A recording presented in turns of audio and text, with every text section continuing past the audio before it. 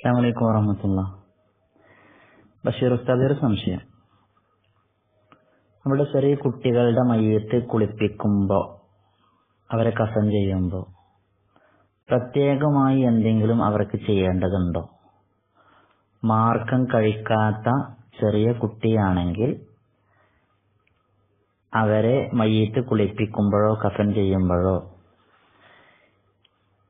പ്രത്യേകമായി എന്തെങ്കിലും ചെയ്യേണ്ടതുണ്ടോ? തയമ്മുമോ മറ്റോ? ഉസ്താദ് ഒന്ന് വിശദീകരിച്ചു തന്നാൽ ഉപകാരമായിരുന്നു. അസ്സലാമു അലൈക്കും വറഹ്മത്തുള്ളാഹി. വഅലൈക്കും അസ്സലാം വറഹ്മത്തുള്ളാഹി.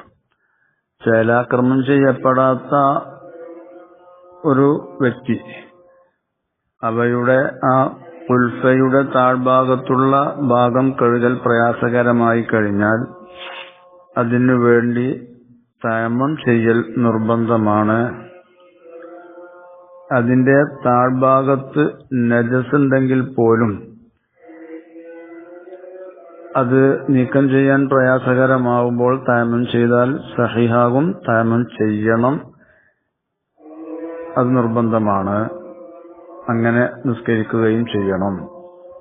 തുഹ്ഫ ഷർവാനി സഹിതം 313